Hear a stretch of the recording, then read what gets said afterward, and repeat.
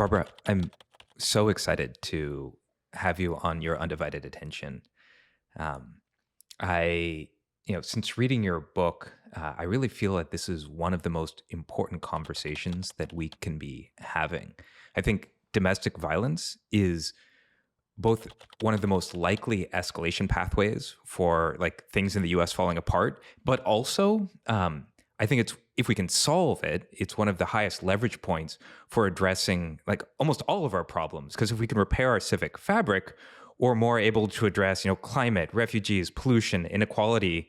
Those biggest problems are problems of collective coordination. So, your book is called How Civil Wars Start and How to Stop Them. And actually, this is sort of where I want to start with this book because it's really easy in a sense to see how when we write about something, whatever we write about, it makes it more likely that that thing comes true. And so I sort of thought that maybe the place we should start is how do we responsibly talk about the likelihood of civil war without also making it more likely to happen? But I just want to start there. So this is the big question that everybody has been asking me, and I do think for people who are deeply cynical or are partisan, the book has ended up being perceived as a partisan book. This is alarmist. This is hyperbolic. This is actually leading us towards civil war. And I had thought a lot about that while I was writing the book. And whether this was the responsible thing to do and was the best way to actually lead to peace and prevent war. And I can't, and I'm absolutely convinced it's the latter. And there's really two responses. One is that the CIA task force that I was on for many years, which its goal was to figure out what the warning signs of civil war were so that the U.S. government could keep a watch on these countries that had the risk factors. The U.S. did not want them to descend into instability and didn't want them to experience political violence and civil war. And so knowing what the risk factors were gave the United States a chance to help its allies try to prevent this. So it clearly believed that these warning factors were important because it gave these countries time to try to turn it around. And that's the way I think people should think about it. The second thing is political scientists have this term called the security dilemma. And a lot of people have said, Walter's book is creating this security dilemma. And the security dilemma is when you have a situation where it's two groups or two countries really, really don't want war. They want peace. But because you're uncertain about people's motivations and their intentions, you're watching them trying to determine, is this a peaceful country or is this a peaceful group? And you don't really know. You're seeing them arm themselves. This makes you nervous. This makes you more insecure. So you start arming yourself. And of course, your counterpart is now watching you arm yourself. This makes them even more nervous. They start purchasing more weapons, and it creates this arms spiral. That is not the situation that the United States is in today. We don't have two groups who have no desire for war and are just feeling uncertain and insecure. We have violent extremists here in the United States that want war. They're called accelerationists. They are advertising the fact that they want civil war. They're very, very clear and upfront about it.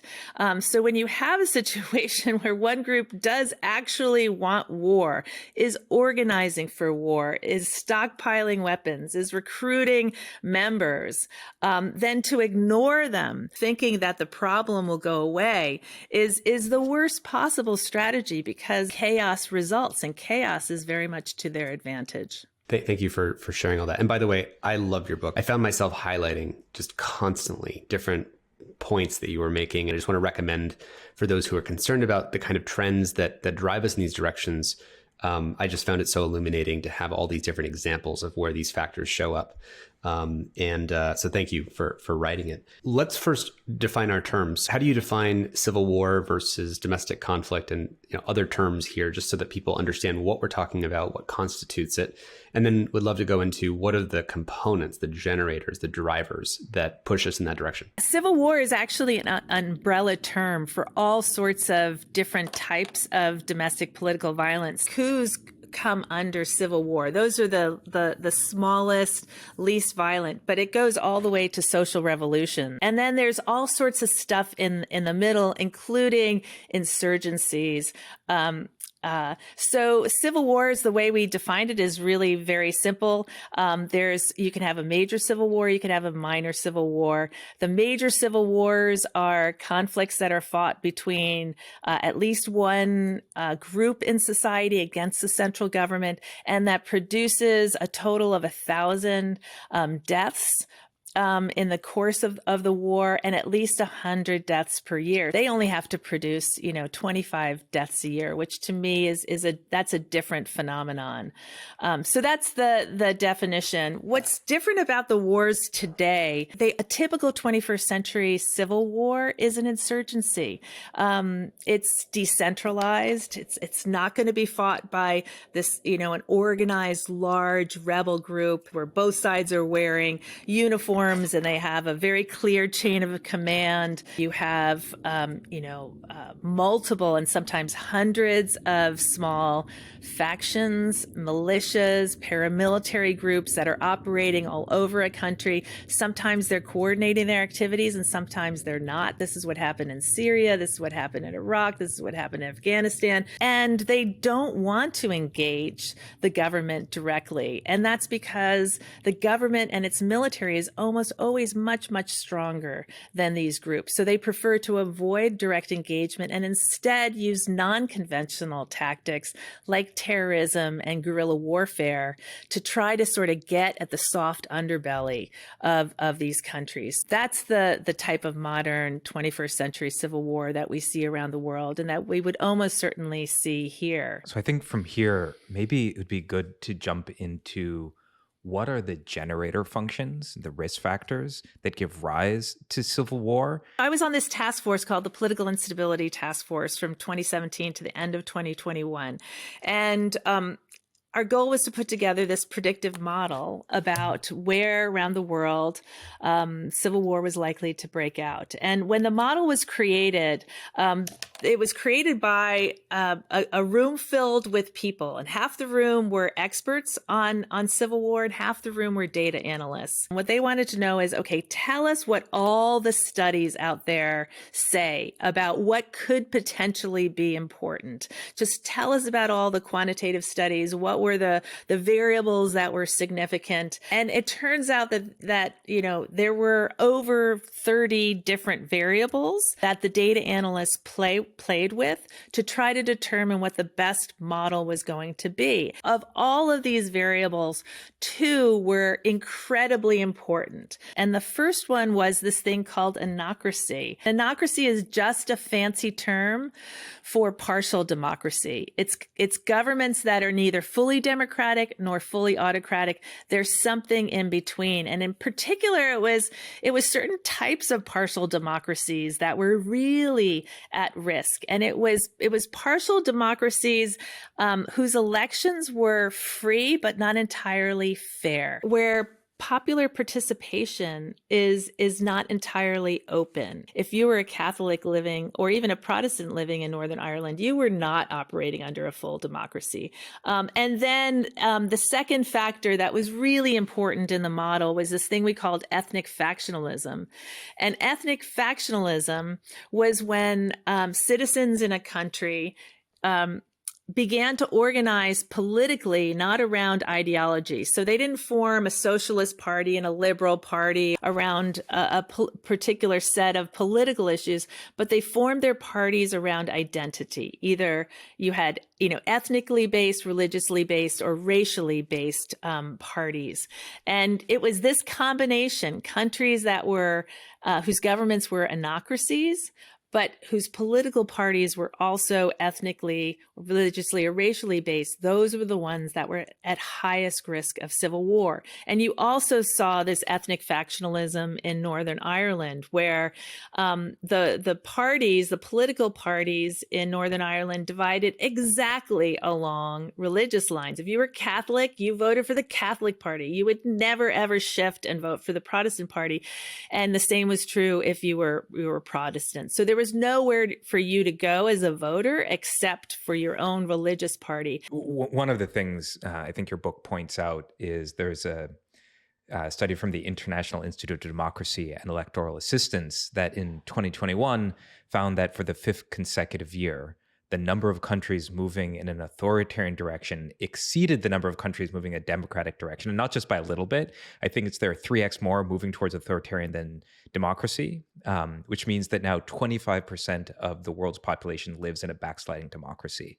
And so you sort of look around the world and you realize it's not that we're in this gray zone between democracy and authoritarianism. We're in the red zone between democracy and authoritarianism. It goes both ways, like both when you're backsliding towards authoritarianism and when you're moving from authoritarianism to democracy. I think you gave the example of civil war coming just after the elections in Burundi in 1993.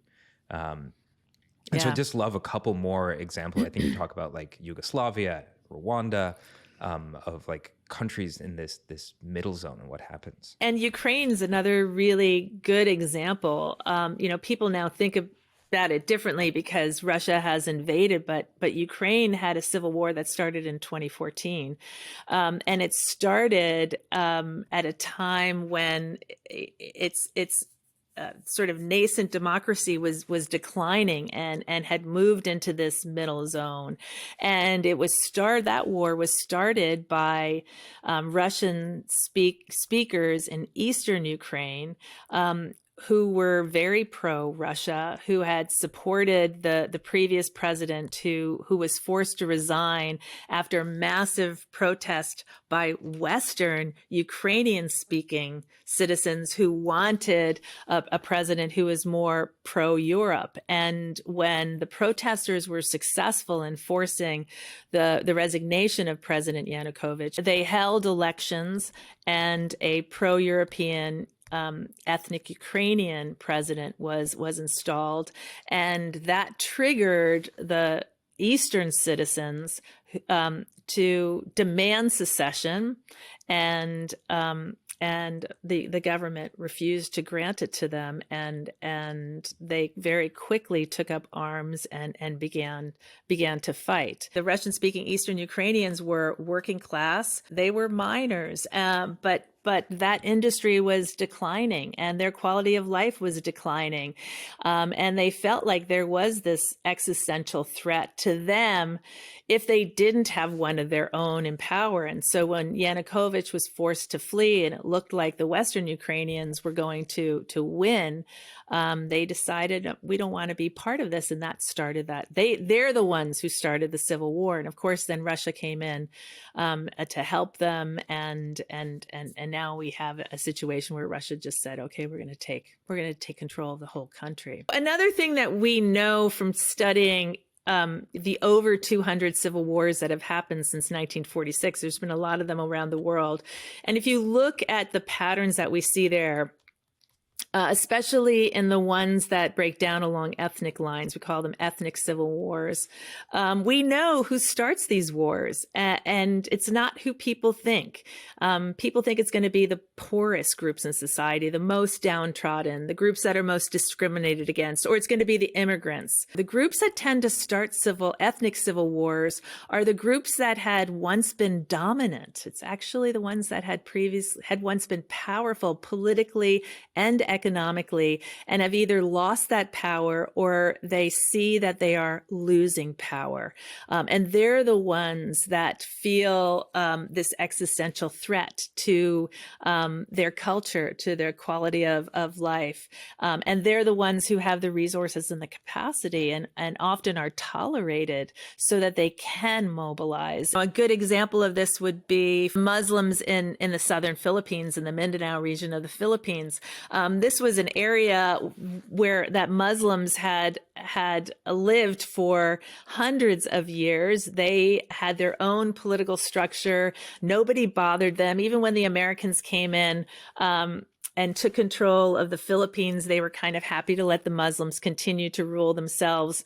And then when the Philippines became independent, Manila and the North looked south, and they saw these very resource-rich islands that were sparsely populated, and they began to encourage Catholics from the rest of the Philippines to migrate there, and they gave them the best land and they gave them the best jobs. But so many Catholics moved into Mindanao that Muslims became a minority, and they tried. They didn't turn to violence immediately. They tried to work within the system, but their numbers were so small that they had no choice. And when it became clear that there was nothing that they could do peacefully to maintain control, maintain their political control, and maintain control of their land, that's when they shifted to violence. So these are the types of groups, and what's motivating them is really interesting. It's this deep sense of resentment. It's this sense of this loss of status that seems this country belongs to them. It's rightfully theirs. They are justified in doing whatever it takes to maintain control. And it gets to the very heart of the identity of the country. And if you think back to January 6th, what was so surprising about that was, again, the impunity by which this group of individuals, they marched down the middle of the mall. They were taking videos of each other as they were breaking into the Capitol. It was clearly their right to do this. They were being patriots. And that is just a classic sons of the soil sentiment, that we are taking back our country. It is rightfully ours. It's challenging also because the media environment creates different conditions where a lot of those people actually just felt that the election was genuinely stolen from them. But you've listed a bunch of factors here. So you've listed anocracy, partial democracies. I'd love to actually flesh that out just a little bit more, because I think it's important for people to understand, what that middle zone means. And then factionalism. So where you get into a form of political polarization where based mostly on ethnic, religious, or racial identities. You've talked about downgrading when a dominant group is losing status. And then I just heard you say another factor, which I know from your book, is when the downgraded group loses hope, when there's a loss of hope that there's something else that can be done through normal process. I just want to make sure we establish all these factors before then probably talking about how social media is making some of those factors worse. And then what do we want to do if we want to turn the knobs in a different direction, if those are in fact the drivers of this process? The organization that measures democracy for this anocracy variable is called the Center for Systemic Peace, and it's located in suburban Virginia. And every year it looks at every country around the world. It's done this since the data go back to the late 1700s. And it looks at certain features of countries' governments, and it assigns it a number. And for the anocracy variable, the number goes from -10 to +10. So it's this 21-point scale. And -10 are the most autocratic types of governments around the world. These are the North Koreas, the Saudi Arabias, the Bahrains. You do not want to be a -10. The most democratic countries around the world are the +10s. This is Denmark and Switzerland and Canada. And it's where the United States was for many, many years. But in 2016, the Center for Systemic Peace downgraded the United States, and it downgraded it from a +10 to a +8. And that was the result of a number of things. But one of the big reasons was that international election observers who were here during the 2016 election, they deemed our election free, but not entirely fair. And so that downgraded our democracy to a +8. In 2019, the Center for Systemic Peace downgraded the United States again to a +7. And that was specifically because we had an executive branch, the president, who refused to respond to requests by Congress for information and who refuse to respond to subpoenas. Now, that might not seem like a big idea, but the biggest check on executive power in our democracy is Congress. And if the president refuses to respond to Congress, that is undemocratic. And one of the things that's happened here in the United States long before Trump is that the executive branch has been getting more powerful than all the other branches and is now dominating both the legislative and the judicial branch. And then by the end of 2020, by the end of the Trump's term, the Center for Systemic Peace downgraded us once again, this time to +5. And the scale, you become an anocracy if you get a score of -5 to +5. That is when you are considered an anocracy. The reason we were downgraded again was because we had a sitting president who refused to accept the results of an election and actively tried to overturn those results. And then if you think about ethnic factionalism, white Americans used to be equally likely to vote for the Democratic Party as for the Republican Party. We didn't have racial parties in this country, even though we are a country that has been divided by race. We have not had racial parties, racially based parties.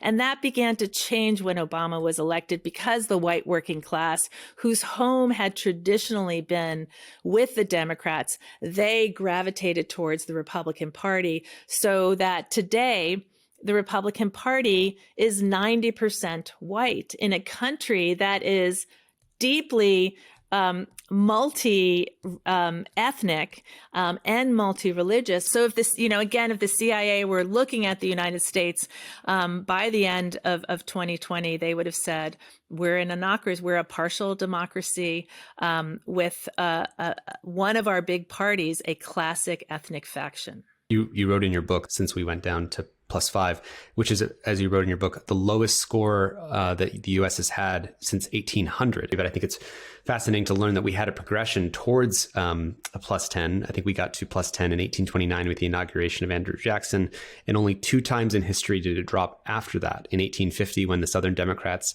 used a take no prisoners politics approach, and that, years before the Civil War, they dropped us to +8.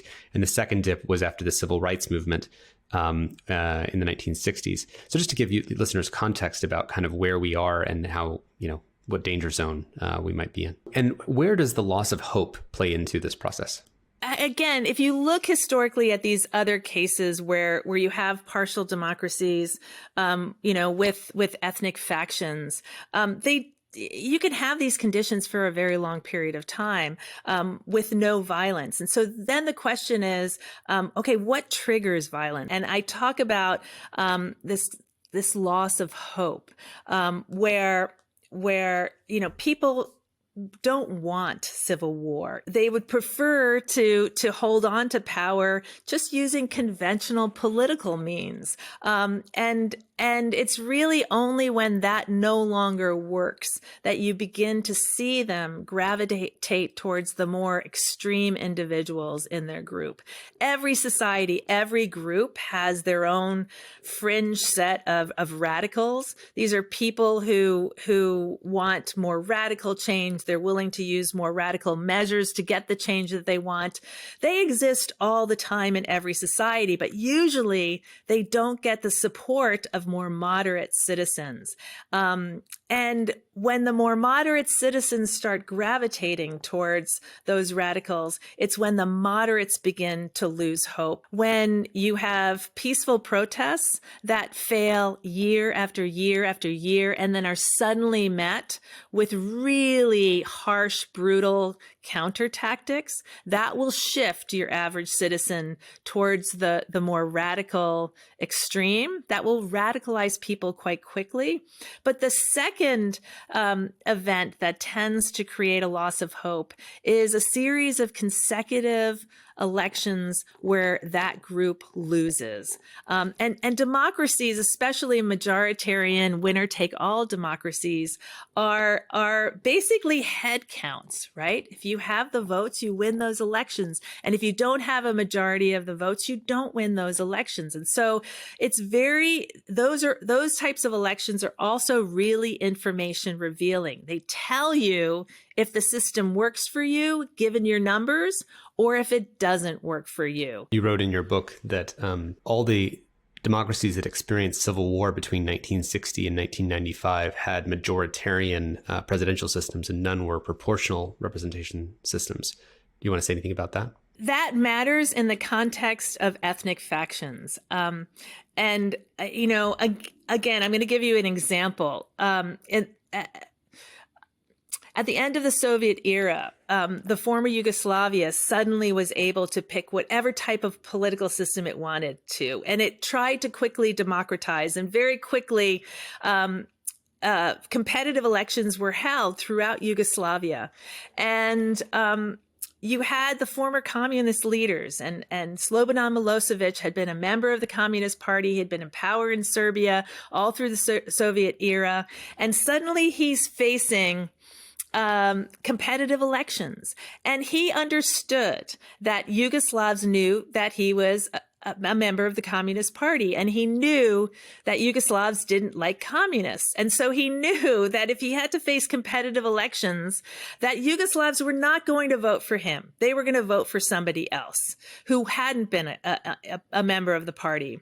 And he quickly realized that he did have an advantage. He was Serbian, and the largest ethnic group in the former Yugoslavia were the Serbs. And so he realized that if he could convince them that they had to form their own Serb political party, they had to band together, and they absolutely had to vote for a Serb. And if they didn't do this, that the Croats were going to do that. And then the Croats were going to elect their own Croat leader into government. And that Croat leader was going to throw Serbs out of their jobs, out of the military, and could potentially try to kill them the way that some Croats had killed Serbs during World War II, that if they didn't band behind a strong Serb leader, this is what was going to happen to them. And Milosevic was successful. He had control of state radio and state television, and he just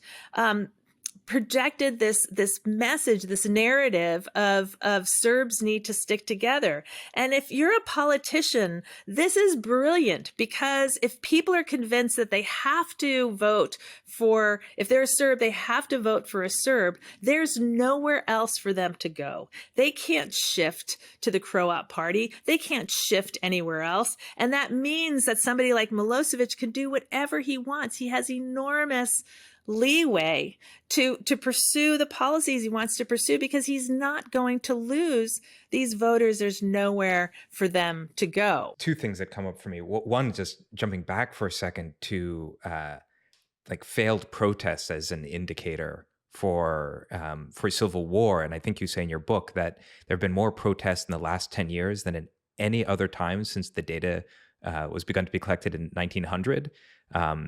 I think 114 countries have had political protests: Chile, Lebanon, Iran, Iraq, Bolivia, India, Spain, Russia, Czech Republic, Algeria, Sudan, China.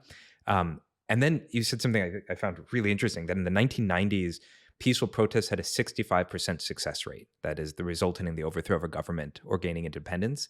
But since 2010s, also interesting, sort of at the rise of social media, the success rate dropped to 34%, which sort of creates these conditions of lack of hope. So that's sort of like one side. And the other thing that came up in my mind is that you use this term ethnic entrepreneur. And I realized we haven't yet defined it. And you're sort of talking about it right here in Yugoslavia. And I want to go to this definition of ethnic entrepreneur because I think it has a very strong analogy to how social media works and the incentives that it creates. But before we get there, I wanted to start with just like what is an ethnic entrepreneur and what are the examples? Yeah, so ethnic entrepreneurs tend to be politicians, but they don't have to be politicians. They can be business leaders. They could be clergy. It's ethnic entrepreneurs are really just individuals who play on people's identity, in particular their ethnic, religious, or racial identity, for their own gain. But really, where you see this working most clearly is with politicians who recognize, like Milosevic recognized it, that for whatever reason having to do with human nature, having to do with how our brains are wired, that when people feel threatened, when they live in times of change and uncertainty, that there is that you could play that, or there is this tendency to want to band together with people who are like them. The narrative that they're saying is, if you don't protect your own tribe, then other tribes who are going to protect themselves, they will come after you. And that then catapults these individuals into power. And it actually helps them stay there, again, for this reason that once ethnic parties have formed, there's nowhere for voters to go. And so they continue to back these individuals, even if they recognize that these individuals aren't really the best leaders, but at least they're their What I hear you leaders. saying is ethnic entrepreneurs, like they profit upon playing against our fears and getting us to see our fellow citizens as the gravest threat. And I think social media is sort of infrastructural ethnic entrepreneurship. It turns each and every one of us into an ethnic entrepreneur because we are getting paid in likes and followers and attention for the worst thing we can say about the other side. I think making this real for people, in October 2021, Tucker Carlson Originals published a video about January 6th, presupposing a war against the people, a purge of our patriots, and that the left is hunting the right and sticking them in Guantanamo Bay. So when you have the rhetoric that one side is actually threatening everyone on your side. And there's been many examples for people on the right who see overreaches by the left, calling everyone who's on the right or who voted for Donald Trump in the last election homophobic, racist, misogynistic, white supremacist. And when they see this egregious overreach by the left, it makes it easier for someone like Tucker Carlson to say, see, they're calling everyone who voted for Donald Trump a domestic terrorist. And when they can point to a simple example like the fact that, I don't know if it's the FBI or CISA, or I forgot which organization, has a domestic terrorism unit that they've been staffing up, and that mostly they're worried about right-wing extremists, Tucker Carlson can spin that and say that means that they're going after all of us on the right.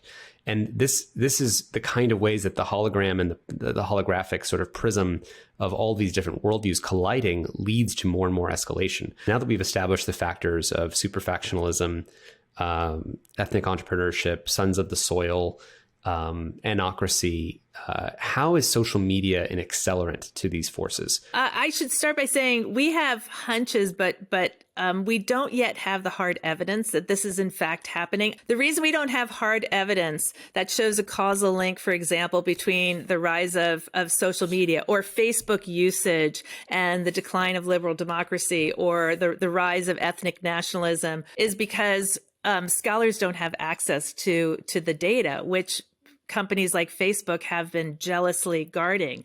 In the absence of those data, we can't prove that this is in fact true. It's why I found Frances Haugen's, she was the Facebook whistleblower. Her testimony was so powerful, because in the tens of thousands of pages of Facebook material that she turned over, it was clear that Facebook has been analyzing its own data, and it actually knows that this that it is having these effects, and it simply has not been willing to release the data. But what we have are hunches, but these are really important and powerful hunches, and they're based on trends that we're seeing.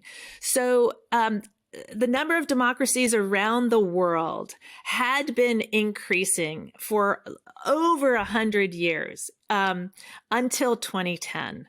So it had become sort of just this pattern that everybody thought would continue. The world every year was becoming more democratic. There were, a few, the 1930s and 40s, there were some downturns, but generally the trend was up.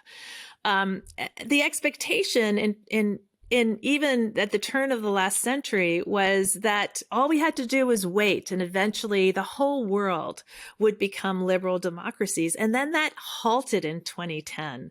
And not only have we seen declines in the number of democracies around the world every year since then, but we have seen something that we've never seen before, which is that our most liberal democracies, the democracies that were considered sacrosanct, they have been declining as well. And I gave you the example of the United States, but the same thing to a lesser degree has been happening in the UK, in Sweden, in countries that we just never thought we would see this. And there's no good explanation for this. Why is this happening now when it has never happened in these countries? Why is it not only happening now, but it's happening across all of these countries? The second big trend that we're seeing is the rise of ethnic nationalism. Ethnicity and identity is not only becoming much more important across countries, but societies are dividing more stringently along that line.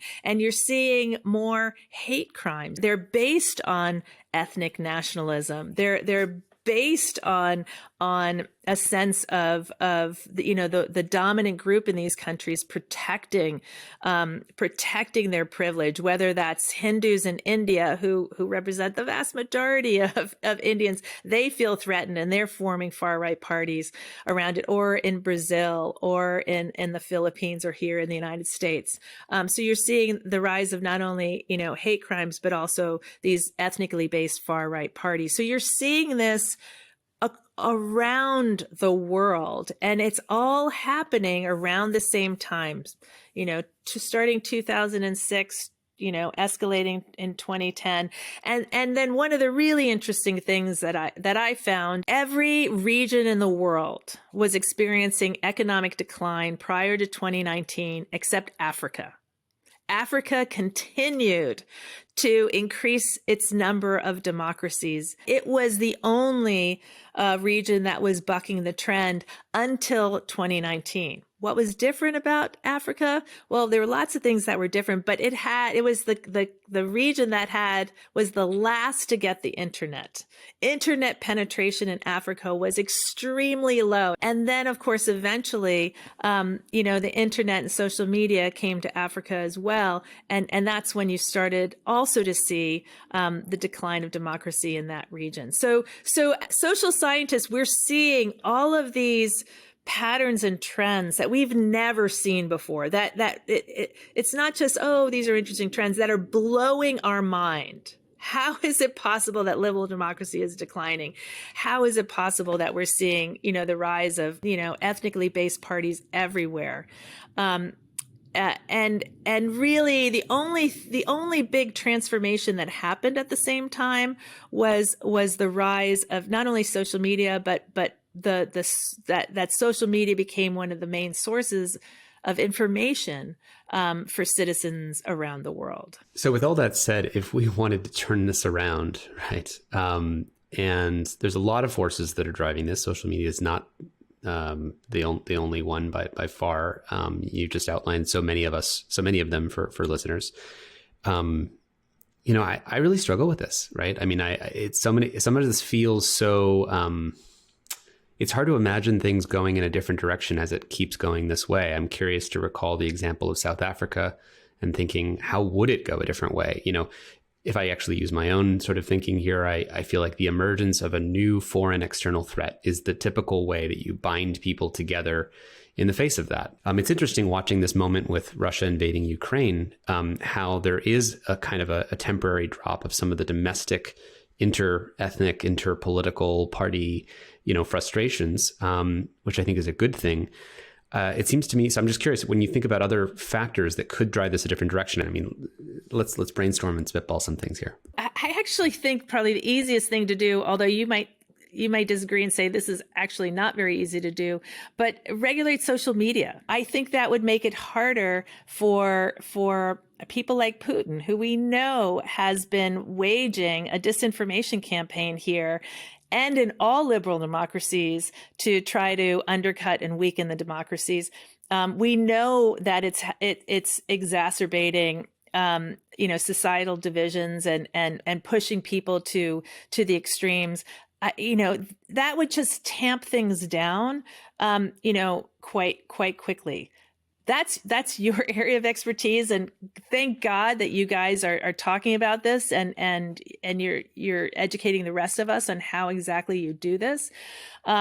But then the second way to do it, is really to strengthen our democracy. Full liberal democracies don't experience civil war. This is what we haven't talked about yet, which is the power of peaceful protests. There's a woman at the Kennedy School. If you haven't talked to her, you should. Her name's Erica Chenoweth, and she spent her career studying not only how effective peaceful protests and peaceful resistance can be, but getting into the nitty gritty of how exactly you do that most effectively. And what she's found is that even though protests have, they have been less successful recently, they're still surprisingly effective. That when people get out in the streets in the hundreds of thousands and they stay out in the street and they make their voices heard, it's hard for politicians to ignore them. It was hard. Think about the authoritarian leaders in North Africa and the Middle East during the Arab Spring. Mubarak had been in power for decades. He didn't have to answer to Egyptians, and yet he was not able to stay in power once Egyptians started going out into the street. If Americans get out in the street and they begin to demand reform and they stay out in the street, I think it's really hard for politicians to continue with business as usual. Would love for you to talk about maybe South Africa or just some of the ways that this goes the other direction, because the premise of this conversation is not to heighten the chances for things to go the way we don't want, but to illuminate what allows us to hit the escape hatch to a different future. So South Africa is the clearest example because it was so close to civil war, and none of the experts who study civil war really thought it was going to avoid it. It was one of those cases where we thought, okay, here's a country where for sure there's going to be violence. You have, the vast majority of the population is Black. You have this white minority regime that is increasingly repressive, increasingly violent towards the Black majority, that refuses to make any concessions, even in the face of rising protests. And Black South Africans had protested for decades, peacefully protested. They'd done, had, strikes, and they'd used a whole series of the tools of peaceful resistance, and nothing worked. And not only that, the white apartheid regime was going in the other direction. Many of your listeners will remember the Soweto riots and that horrible day when police went in and they just started shooting school children who were protesting in the street. And I think what was so shocking about that was that there were video cameras, there were television cameras there that were there, there were journalists there taking pictures, and they didn't care. There was this sense of such impunity that they could really do whatever they wanted. They could kill children on television, and there were going to be no repercussions. And then it shifted. It's just and it shifted quite quickly. And so you think, well, why this shift? And of course, it wasn't because whites in South Africa suddenly got a conscience. That was absolutely not the case. I think if they had been able to continue to cement minority rule, they would have absolutely done that. But what changed, in part, there are other things that happened, but a big thing that changed was that the white business community, which had always supported apartheid, they had benefited from apartheid. The profits of their companies were increasingly being hurt by economic sanctions. And the economic sanctions that took so long to institute against South Africa ended up being really, really effective. And they worked. And the business community, the white business community, eventually had to decide that they could have profits or they could have apartheid, but they could not have both. And they very quickly chose profits. And they told the apartheid regime that they were not going to continue to support it. And as soon as that happened, this minority regime understood that the game was over. And they negotiated, and they ensured that they were still able to maintain dominance in business, so that that white businesses were not going to be nationalized, for example. So they protected their profits, but political control was transferred to the Black majority. It reminds me of Amanda Gorman's poem lines. Somehow we've weathered and witnessed a nation that isn't broken, but simply unfinished. Barbara Walter, thank you so much for coming on Your Undivided Attention. Thank you both for inviting me. It's really my pleasure to be here. It's been great to have you, and your book is really important. I hope people really read it and take its lessons to heart. Like I said, couldn't stop highlighting so many of the examples in different countries that have lessons for us about how this goes down, and hopefully, again, what we can all be doing in our lives and just in every way to help steer towards a different outcome.